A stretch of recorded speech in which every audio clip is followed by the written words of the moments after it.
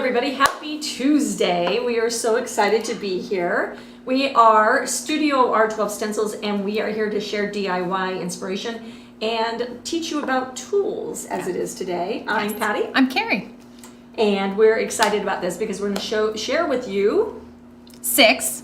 Not 5. Earlier I was like 5? No, 6. We're going to share today with you 6 of our favorite tools to have on your painting table or your craft room to use during the holiday season. Holiday painting time. When you're doing your holiday projects, these are some things that you're going to want to have on hand. Yeah, in the grand scheme of life as it is in October of 2022, I think knowing how to make a hand-painted project to give it as a gift is probably a good idea. It is. It's a wild and woolly world out there right now, so we're just going to go with that and leave it alone. But yeah, we want to share with you the tools that will make painting and crafting, even like we were decorating the trees at our boutique today and painting a snowflake to make a thing on a tree. There's like a lot of reasons to be able to DIY. Right. Well, and even I shared with you guys a picture last night on our Facebook page that for Trunk or Treat this week for my bonus daughter's school, we decided on a Happy Halloween theme. And so I was like, oh, I didn't get the Halloween. Happy Halloween. So we have a cow stencil, and I used my white pumpkin, painted the cow on the white pumpkin, and there's a little bit of decoration for that. And you just throw it right on there. And it took a couple minutes, and it's just a little bit of something. Yeah, it's so much fun. Like DIY and crafting, I love it. But if you don't have the right tools, it can be frustrating. If you don't know how to use the tools, it can be really frustrating. Exactly. So that's kind of where we're at right here. We are here. We are here. We are here and there. We are on Facebook and YouTube Live every Tuesday at 12 p.m. Eastern. We also release a lot of fun tutorials over on our YouTube channel, long ones, short ones. Fat ones, skinny ones. Yes, all the things, as our favorite saying is. So last week, we released our Thankful and Blessed pumpkin. And this was one that was all about layers. We layered and layered and layered and layered and finished with our foil. So it was a really cool video, lots of lessons, but it kind of opened the door. We've talked about foil a lot lately, and we keep getting the same kind of question pretty much over and over, and asked in different ways is, what type of foil do we get? And people are saying, I'm not sure which one to get. I'm not sure which brand to get. It's really thin. It's expensive. I don't want to get the wrong one. Yeah. So before we get into our tool lesson today, we just want to talk quickly about foil and some tips of things to look for. Okay, so let's get with this. Okay, so this is my... This is our foil bucket. 25 years of foil bucket. Things get added to it, rarely taken away because you don't throw craft supplies away. Even mediums tend to last. I've had paint last for 25 years easy. We did a video that was completely, we have a playlist, on foiling. Yes. So you can go to YouTube and you look for our playlist on doing foils and you will see so much interesting information, but we actually did like a test on some of the mediums and stuff. That's a really good place to start. I want to thank you though for asking the questions because we want to know what you guys want to know. So ask the questions. We're happy to answer them. We filter every single comment, question, and everything from every single video we do. So it's really our service to you. So thank you for asking questions. Let's talk about some of these things. The newest items that are in the craft store is very difficult to find foiling mediums in the craft store, and sometimes it's even hard on Amazon and some of the other marketplaces online. I don't know why. And then sometimes I'll find a whole bunch of stuff, and sometimes I don't find any. Probably trend related, probably some of that kind of stuff. But you just want to know that it's not always easy to find, so you're not going to find the same things over and over. This is a really interesting one. This is a beautiful foil or copper foil.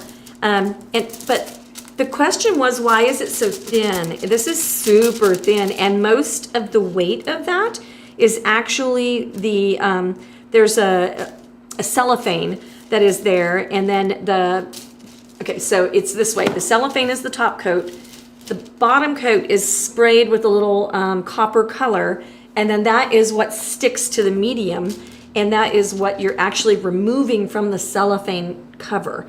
All of these roll ones like this are all made that same way. And then what was interesting though is this, this one is M ink, and that's what the little box looks like. And then this is the medium. It's a Heidi Swap product. I think it's Heidi. Yeah, Heidi. This medium goes with this thing, and it's for doing cards and invitations and things like that. And you actually have to put it through a laminator. Thank you, Stevie. We were talking about this earlier. Like, I've been on top of a ladder all day long making a 14-foot tall Christmas tree beautiful. So like, I'm like, I don't even know what I'm doing today. Okay, but this medium does not work for painting. So if you thought this was foil and you bought this medium, it would be a mistake. And we show you that in that video on that we tested all these products. So that's good to know. And then you've got sprays, you've got metal leaf adhesive, smooth flow, easy, you know, a Beacon product. You've got the Mona Lisa product. This one is actually a good one from years ago, but these two were our winner chicken dinners for our test for using the foils. They were easiest. They also make your stencil stick and re-stick. Both of them are kind of the same. I don't know that they're not the same. I keep saying that. If somebody from Aliens wants to reach out for me and club me across the head, that's fine. But I do feel like they're about the same products. So I would probably purchase one or the other and then see if it fills your need. We do the stick and re-stick on the back of our stencils a lot to keep them just tucked down and in place so you don't have bleed under and any of that stuff. But then this is a Delta product from years and years. This is like literally 25 years old. It's not fragile, it's not bad. And that's what Kara used on her pumpkin with the copper. And then one of the classic ones are the ones that have the leaf. Oh, this is a simple leaf. Okay, so we'll talk about that too. So these, this is authentic leaf. So this is the Mona Lisa, and that was the industry standard for a really long time. And it's, it comes in books, they call them books. And this one is, you can't find these very readily anymore. This is a variegated leaf, and it's really pretty. So you take this tissue paper and you take it away. Apparently I used that one. And you have, super delicate, super crumbly. And then you have, this is what your leaf is like if you're getting authentic leaf. It is super soft and it tears like with no weight, no anything. So leaf is always thin. It is always delicate. I'm gonna put that back before I completely crumble it. You can get them in colors. There's so many things. This is one of the, like, this guy, the mink guy. You can see that when we did this in our test, we took away the color and it stuck to our medium, and then that color stayed, and then you have your cellophane sheet on top. It is super thin, it is super futzy, but most of these work with these mediums. And then whether or not your medium works with everything depends on whether it's intended for a laminator, intended for, you know, this, I would use something like a spray. I would put it on something that had a lot of shape and form, like a frame or something like that. So I think if you guys don't have a lot more questions, I think that's kind of an overall basics on why there's so many, why they're hard to find. You can use your metallic paints. One of the things we didn't talk about, but we've talked about it before, are these little rub and buff. You can totally you could use it through a stencil, so you could paint your black lettering, and then you could take your paper towel or your dauber in a little rub and buff and then go through your stencil and make it look metallic, and that would be a neat way to make a metallic look. So there's a lot of different ways to make metallics. And it's kind of a complicated world. I think the foils are the shiniest. So if you want, we've got this Hive Rules right here.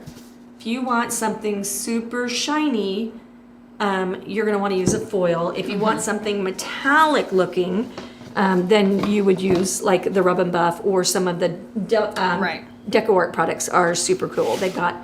We need to do just a video on that. I think they've got some cool stuff. Okay. All right. Where are we at next? Where are we at next? So next, I want to give you guys a heads up on what to expect on our YouTube channel this weekend.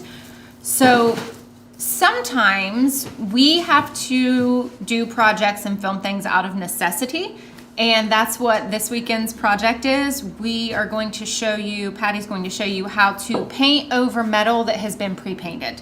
So she's going to teach you how to do that on some door handles, and you'll want to sign up for the newsletter because I'm going to explain how we got to even do this video in that newsletter. Yeah, that is a really cool thing. Like, it's something I think that every DIYer is going to use in their lifetime. So that would be a really good, and I think it's short. Steve, how long is that video? 8 minutes. Yes. 8 minutes long. So that'll be this weekend's release, but it is something that every single DIYer would need to know how to do at some point.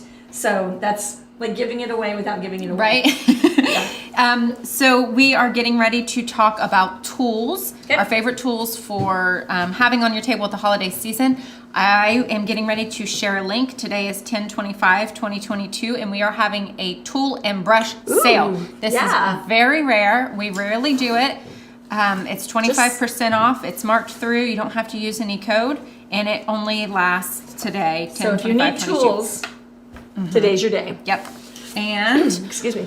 we will start, the first one on my list is the White Wonder. Okay. Which is probably that's like the biggest, like, Christmas, you want this. Absolutely. Absolutely.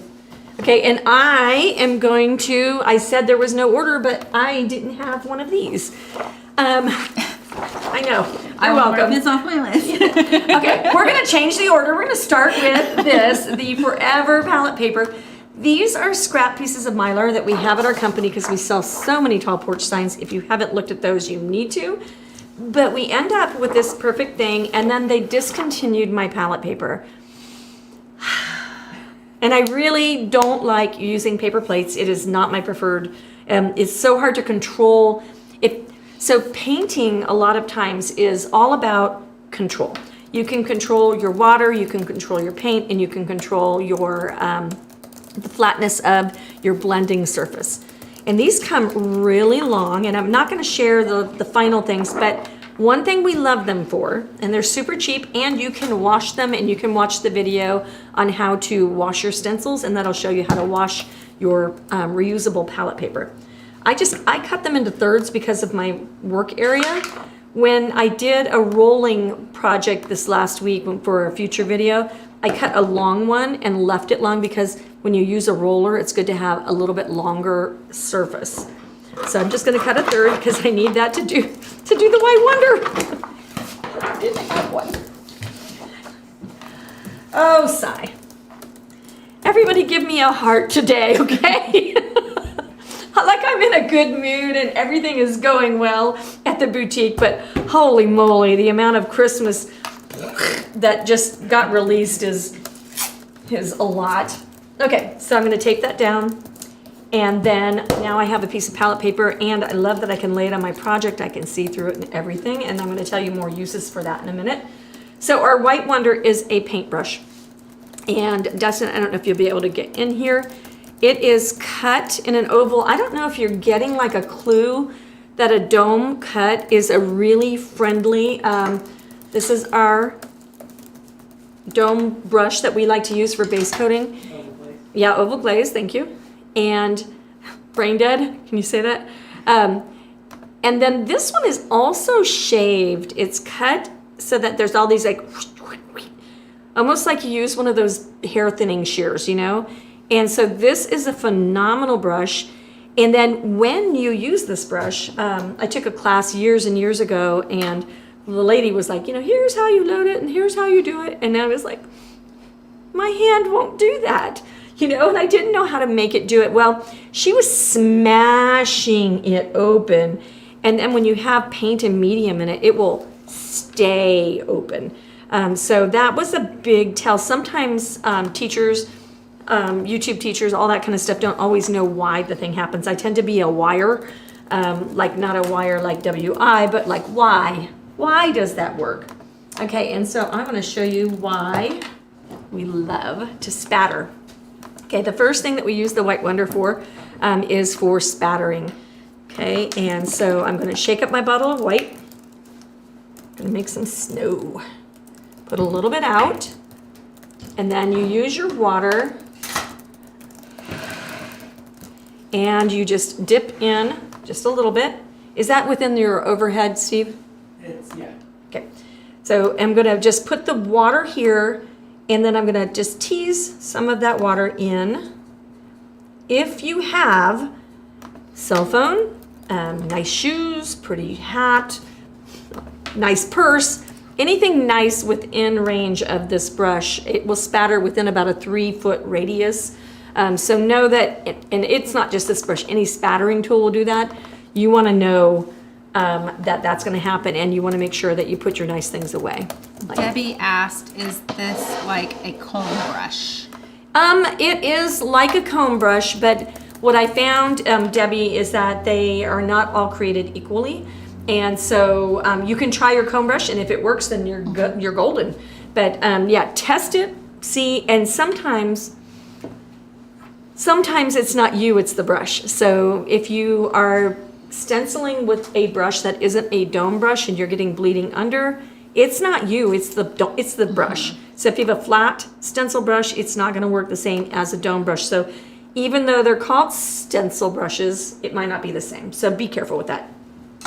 Okay, so we've got lots of water, we've got a paper towel, and we are going to spatter on. I'm gonna show you how to take it away as well. That was part of the prep for this, is when she said she was going to spatter on Don't that. ruin it! And I was like, don't ruin it! So she has to unspatter it before we're finished. So I do love this little squeeze bottle for like ketchup and stuff for a water distributing tool.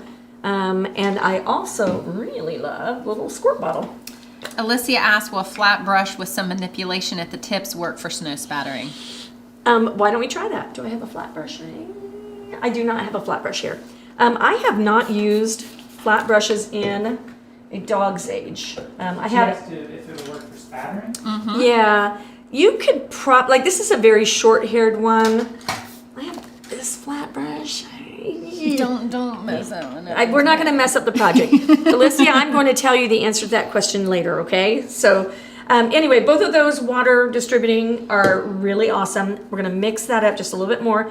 And then notice, Dustin, if I smash this open in my liquid, it holds this really awful shape, Hold that just a bit. okay?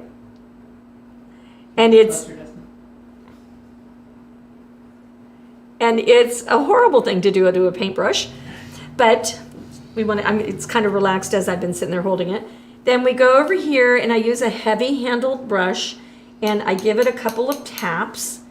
And then I go over here. Now this is the cool thing. So like if you guys haven't spattered with us, you're gonna be amazed. Okay, so if I want the spatters to land exactly on my snowflake, what I can do is I can anchor my brush, I can aim, my spatters are gonna pop off of the end of my brush and they're gonna land ahead of the brush. And then I've talked my brush dry, so you always have to be careful of that. Do a lot of talking my brush dry. And then I'm going to, and then look at how those stay like almost in the bullseye. A couple spatter out, but look at how controlled that is. It just really magics up the effect. So now if I wanted to take that off, because Kari said don't wreck anything, okay, I'm gonna take that water that I spit out and I'm just going to wipe those right off. Sure that that's a spatter. It's a dried something else. Okay, so you can take them away, and I think that's the most important thing. And I used my last Q-tip last week. Also, a Q-tip will suck up errant spatters, so that's super important. Also, what you can do is, let's get a nice dark blue. When you are filling your honey bottles, this is the Sherwin-Williams paint because we use so much paint. You cannot possibly use the craft bottles. And we share the paint colors, and for Deco Art, I used Delta earlier, now I can't get it out of my head. Deco Art, and then the Sherwin-Williams on our paint chip colors. So this is number 47, and it's just a dark blue.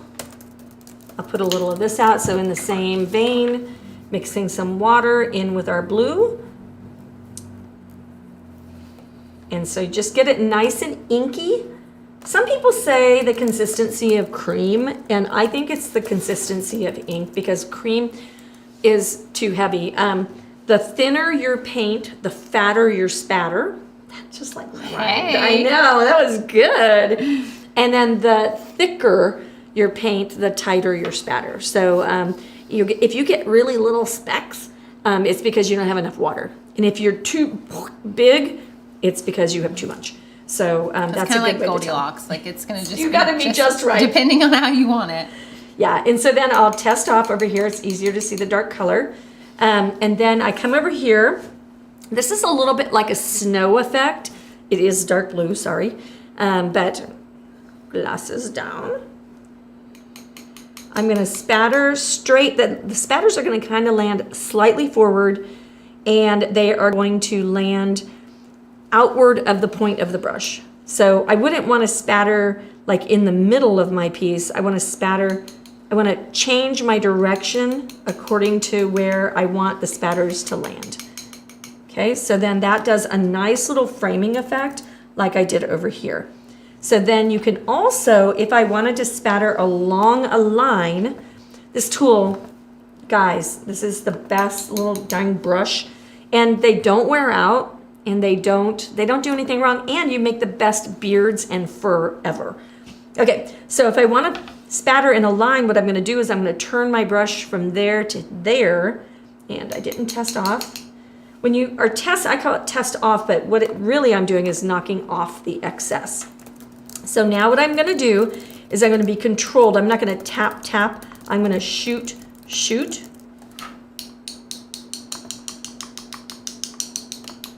So now I can go right along that line and keep all my spatters right there on my line.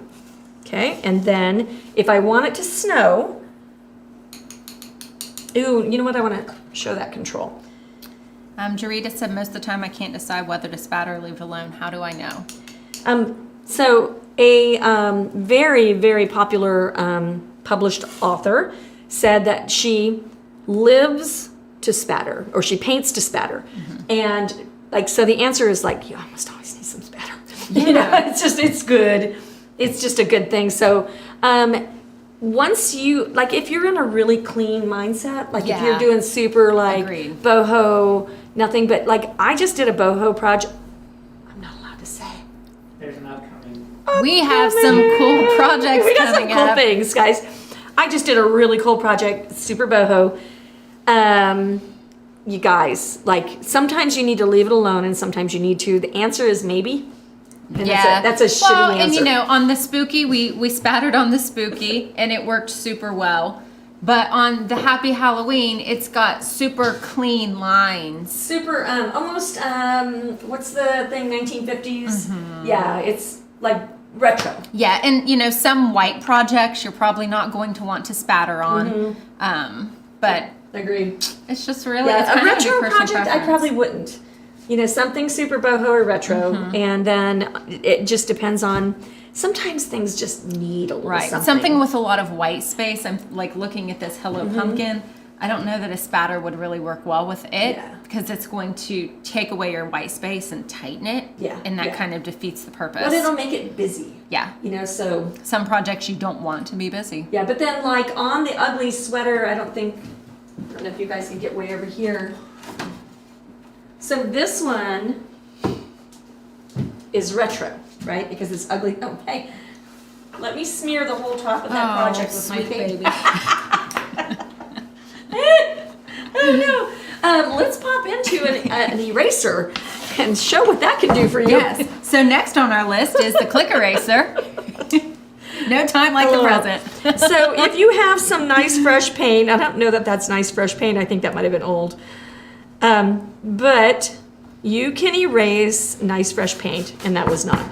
Phew, it wasn't me. It was not your fault. It wasn't your fault right now. It was my fault in the past. Okay, back to snow. Back to spattering.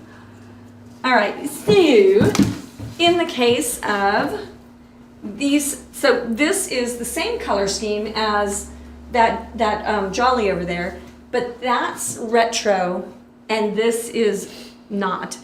I would completely spatter the snot out of these things because they would look so cool, but I wouldn't do it on that even though the colors are exactly the same. So it's kind of a style thing, I think. Well, and I also think it's personal preference. Agree. I don't spatter often until Patty says, "Oh, you should spatter that." I'm like, "Oh yeah, I probably should." Like I like clean lines, and so I don't do it often. Yeah, agree. But when I do, it looks great. Yeah, I agree completely. Okay, so we were going to show how to spatter through, before I tried to screw up the project, through some letters.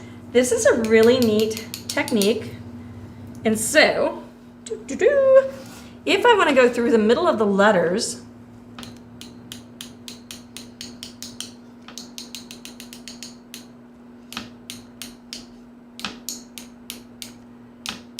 it's just a neat, clean little way to spatter, and it just does a really neat little detail through there, and it kind of creates like a little bit of magic. Yeah.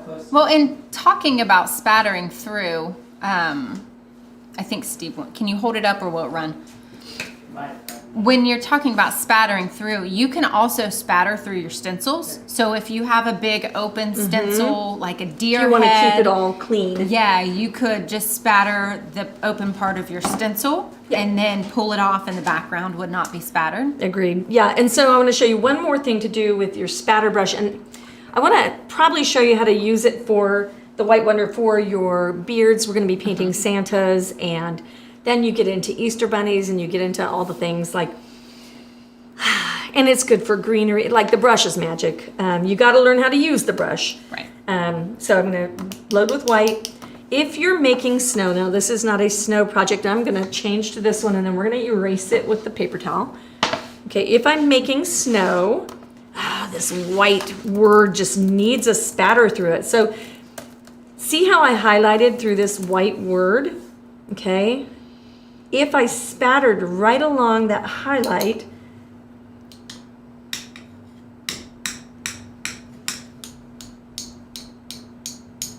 it's just gonna pick up that highlight and it just makes it pop. better. You don't have to erase that one. I don't have to erase it. Okay, and then if I wanted it to snow, then we'd go way up high, get on the elevator, and we tap over the top, and then that makes such a delicate snow pattern, and I'm gonna even that out so it will stay, and so I don't have to erase it. So you don't have to erase it. But it frames it so pretty. Doesn't it look like it's a layered effect? It does. You know? It gives it pop. And yeah. Okay, and now know that spattering will stay wet forever. Yes. So you want to not touch this for like an hour or blow dry it. And sometimes if you have wet spatters, the blow dryer can run them. So you want to be careful with that. But one other thing, Dustin, I don't know if you can catch this. I used red leaf at the bottom of my word through the stencil. So I put the adhesive through the stencil, and then I let it dry, and then I put my leaf on top of that, and then I did the rest of my project and painted it. So you need more? No? Very hard to see. Okay. Just trust us. Just trust us. It's That's why shiny. you're here. It's shiny right here, right at this level. Anyway, so we'll put this aside and let that dry. So, spatters are fun. Okay, what's next? Okay, next, do we want to go into the Clic eraser since we kind of talked about it? Let's do that. Okay. So you blob on. Oh my gosh. Gary's having a heart attack. I need more wine. You blob on some paint because like sometimes that happens, right? And you got your stencil on there and you don't realize it bled under and you don't know what's going on underneath and you don't peek because you got to be a peeker. And then that happens, through your lettering, and you got to be able to remove it. So one thing that you can do is wet paper towel it. So just get a paper towel, no panic, wet paper towel, that mom saliva thing that you used to do to your kids, that works like a champ. Now, when you are wet paper toweling and you are using your water, if you have dirty water. Yeah, if you have been using reds and pinks, you probably don't want to put that on your white background. Yeah, agreed. Okay, so now I did get a little bit of a blue contrast, although I have some over here, so it might be part of the project. But if you have a lot of texture, it can like get into the texture, and it's harder to recover from that. But if you needed to recover from that, you could go into your white paint and you could just sweep right over the top. Your stencils are reusable. Unlike vinyl, which I don't have anything about vinyl at all. Vinyl's a cool way to go. But you have to weed every one you ever use. You cannot replace them. You can't fix a mistake. You can't do any of that stuff. Time is money, and I believe that weeding in my garden is the least best thing ever. The garden is the only place we weed. I don't want to be in a garden of weeding. I'm just going to say that. No. I think we have a stencil that says we do. We definitely do. Okay, so the Clic eraser, we're good on And that. then let's go one more time. I didn't show how to take that off with the Clic. Okay. So we'll go that we have just a little bit of this color right there. Your paint that is fresh within 5 minutes, if you take your Clic eraser, you dip it in water, then you can loosen that paint and it will become softened. It does not do this to dry paint. And then once you've softened it, and this only works with PVC erasers. So this is a PVC, and it's very satisfying to irritate your husband when he's trying to watch football. I would not ever do that, actually. Golf, that's the one. Football's loud. You need football's to do it fine, during golf. Anyway, but the Clic eraser you can go around. So if you take your Clic eraser, I don't have this stencil out, but if I made a mess and I did bleed under, I can just go right along my edge, and you can sand these. So if you needed a flat edge again, you can sand your Clic eraser, and you can make it flat, and that will give you edges. Right. So if you needed to make it pointy or you needed to make it flat, you could do that, and the edges are really, really good to have. So don't be afraid to sand your Clic eraser. All right, next. Let's go into, are we ready to do the dome brush? Yes, let's do the dome brush. I had a reason, and I did pull out a stencil. So we'll pull out this guy. Okay, so we are just using a scrap circle that we have. Dome brushes. Best thing ever. So if you need to stencil without bleeding under, the dome brush is going to be your best friend. We struggle to keep these in stock because they're magic, and you need to know that. When you are using a stencil, you always want to tape in 2 places so that it doesn't do this. Your brush is only so good if you don't control what's happening to your stencil. And sometimes I've noticed when I have had to use vinyl for things, your vinyl can kind of a little bit, and watch the stickiness of your vinyl. There's different numbers that go with it, so you'll have to get onto a site that has those kinds of things. But somebody was referencing like something 30 and something 50, and the 50 was more sticky, so be aware of that. But anyway, when you're on your stencil, there's no sticky on the back of it, so you want to make sure that you can control it. If I have 2 pieces, I'm not going to move around, and that is going to make everything easy to control. Okay, that's one of those control steps. If you're a beginner stenciler, you have no control over your knowledge, but you have control over the quality of your stencil. You have control over the dryness of your paint. You have control over the flatness of your palette. So there's some things that are just easy to control, and then the rest is going to be like experience. So just control the ones you can, and then let the rest go, and know that you'll catch up.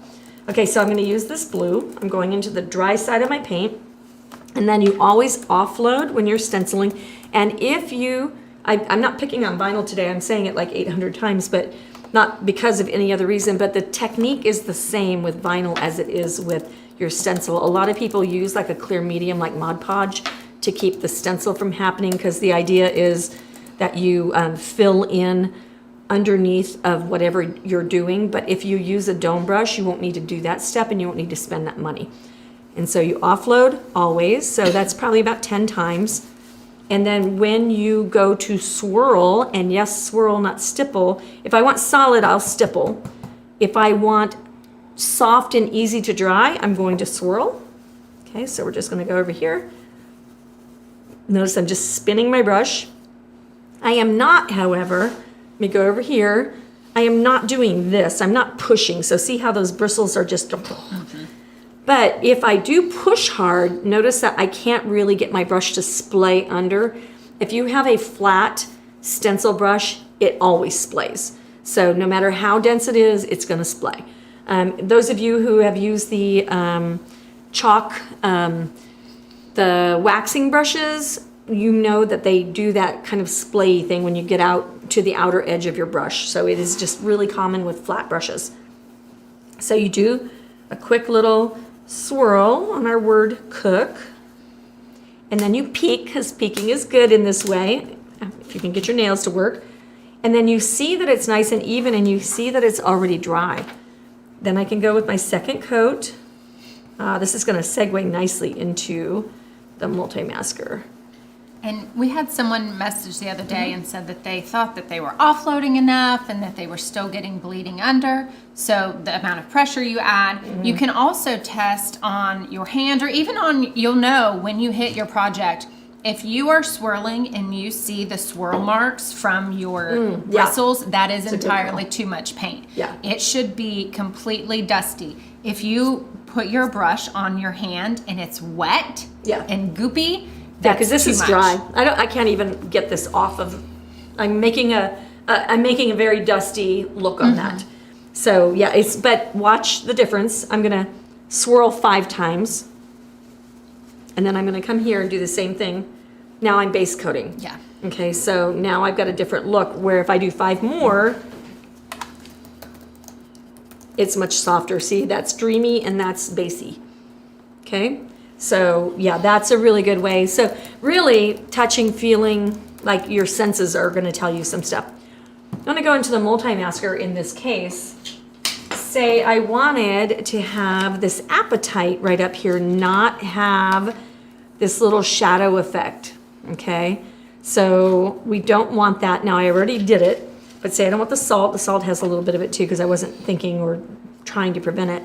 But I can use the MultiMasker. Now this is another piece of Mylar, and it is a piece of Mylar that has shapes to it, so you can go around leaves and flowers and around corners and sharp edges, and you can make dots and you can make checks, and you can do all kinds of things with this tool. It even has a measuring tool on the side. So it's a super, super handy dandy little guy to have. And I honestly would have 2. So I have used 3, but I use 2 frequently. I use 1 all the time. Yeah. And so that's important. But you can just mask off the things that are near where your brush is going to be swirling, because swirling is kind of a big motion. So now I can go there and I can swirl, and then you just slide it on along and move it down. And then you keep that little bit of shadow cast from happening to your project. When you're using your dome brushes, you can switch to different size dome brushes. And you can also, you can highlight the center of your work. Okay, so I'm gonna go into white, which will be easy to see over here, but not so much on my paper towel. 10 times. And then I'm going to run. You can't get this look that I'm about to do with any flat brush, period. Like if you can, then you're really good and congratulations. But this is a really tough thing to do. So what you're gonna do, if you wanted to do a highlight in the middle of your lettering, kind of like on this white word right there, see that highlight in the center is what I'm about to talk about. If you just go ahead and take your unloaded brush and you just cut through, and you can swirl a little bit. I dried it up. I talk it dry all the time. A lot of wind, a lot of wind. So do a little swirl action. Super hard to get the fade when you do that. So then I can go in and I can concentrate, reload. And then I can get that little bit of highlight through the middle. And you can graduate your brushes, like you can be like a bigger brush than a littler brush than the tiny brush. And that's super helpful. And sometimes you can just stipple, but that little fade right there is just so difficult to replicate. You could shade it that way if you're a flat brush user. Hard to do. I can't tell you how hard. It's hard to teach. It's hard to do. You have to be a really in control, know your brushes, know your paint, know all the things artist. And this is so nice that you can get that same effect without having to know all the things. Agreed. Yeah. And This makes a beginner into an intermediate. Agreed. And then from there, you just learn techniques. And that's what our channel is for. So if you like what you're hearing, please give us the little thumbs up thing because that's the love. And we appreciate it. And then make sure that you subscribe and ring the bell so that you get to know when we have future furture videos. Things. We have a lot of stuff coming down in the furture.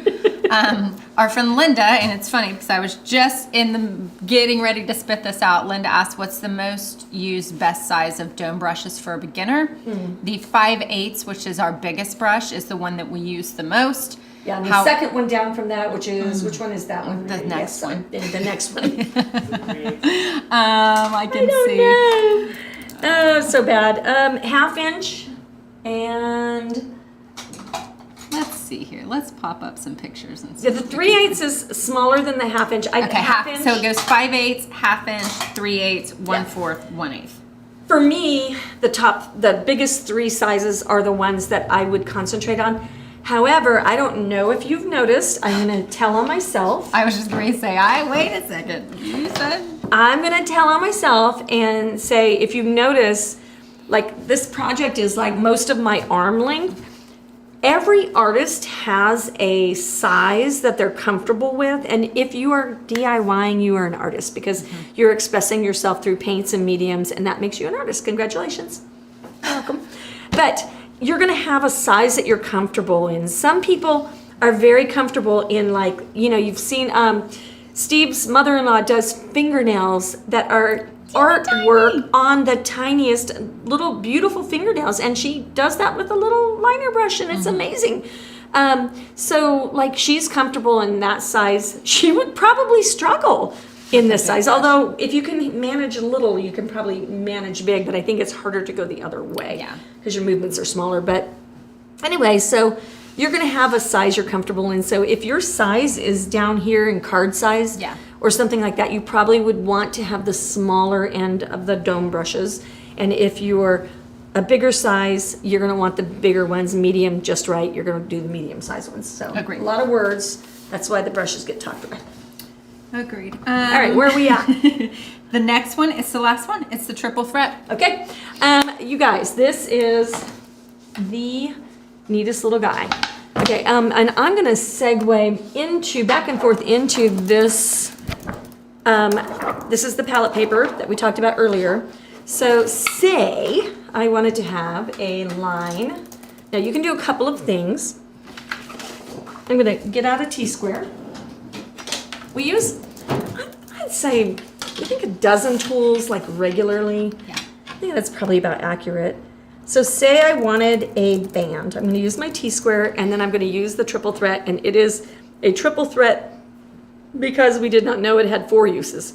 So it has a white lead, a gray lead, a roller ball with no ink so you can do tracings, and then on this end, this is a PVC eraser, so you can use that as your Clic eraser, and it's all on board. And it is refillable. We sell the refills. We have been backing up, talking about this. I think I've been here in Ohio for 16 years, so I would say probably for 14 years we probably have been talking about this product. It has a padded grip. Like, there is nothing to not love about this product. It is amazing. At conventions and stuff, we have sold the snot out of these. Okay, so we're gonna go to the white lead. The leads are erasable with water spit. Water, you can use your eraser on the back. You can use your varnish to erase. So it is super sublimely. Sorry. Kari has her. I'm bumping into everything. She has big shoes on today. She means business. Okay, so we're gonna use the white and we'll make our line. And I love the chalk tool.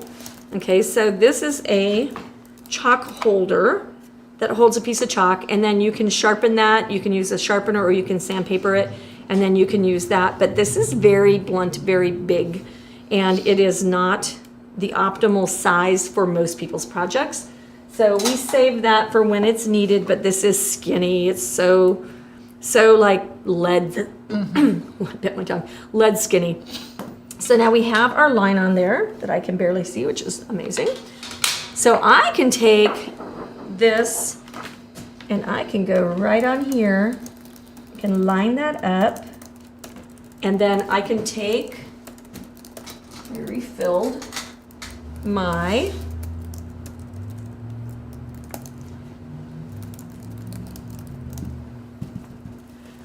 little applicator, and I can go right along with this sheet down.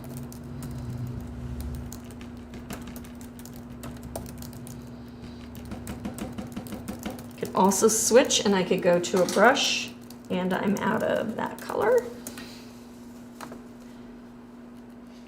While you're doing this, our friend Patty said, Patty, dome brushes took my projects from just okay to looking more like a professional look. I use all of the sizes depending on the size of my project. it's magic. Okay, so then we'll take this off just to see how just a single coat will look. And then when you use this as a masking tool, this becomes a big stencil and it becomes invaluable. You can reuse it over and over again. You can use it as a palette paper. You can wash it off. You can do all the things, you guys. Amazing. And then to use, and we might just add this T-square in as our number 7. But yeah, it's our bonus. But when you use these two together, you're gonna have just some magic things that you can't do freehand. You can use tape, but I'm gonna show you a thing. Tape stretches. We call this stretchy tape. It's important to know, and this is thick tape.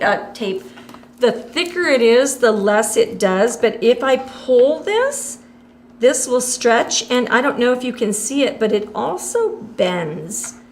Your frog tape, your blue tape, all of your tapes will stretch. Masking tape, the clear tape, it all bends. And so if you don't have a line down with a little chalk line, straight edge, chalk line, that kind of thing, you are not gonna know what straight is. If you have astigmatism, you're gonna paint crooked no matter what you do. So you wanna make sure, give yourself a straight tool, give yourself a marking tool, and then your lines, i.e. these kinds of lines will be so easy to make and you don't have to work hard at them. And then you can tape to your marked line. And we actually have, so Patty's using the 18-inch T-square, which I'm going to share the link to, but our 12-inch T-square has been out of stock for a very long time, and we actually just got a shipment in. What? So we do have a few of those. Yeah. We've had a couple people asking about specific products that we do not currently have in stock.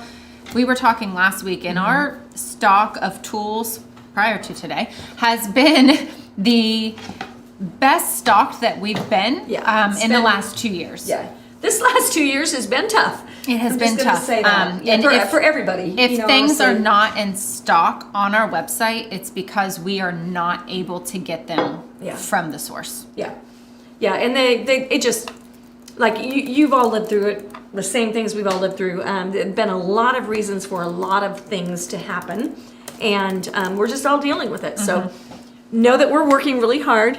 I don't have headaches a lot, but sometimes I wish I could describe it as a headache. I don't know what you call it, but it's a frustration probably more than anything. But we're in a good place right now, and the brushes have never been that good. I don't know sometimes if I don't feel like the manufacturer is just ordering more so that we have them, because we are definitely selling Yeah. a million brushes. It's ridiculous. So I think we covered them, yeah? Yeah. I do have one quick question. Okay. Elizabeth came in the last minute. Okay, Elizabeth? Elizabeth said, would I be better with the large or small T-square? It's going to depend on the project you're painting. Yeah. What size are you comfortable painting in, right? If you're comfortable in, this, like, call it 13-inch and smaller, then the smaller one's going to work, because this thing is going to be like a beast.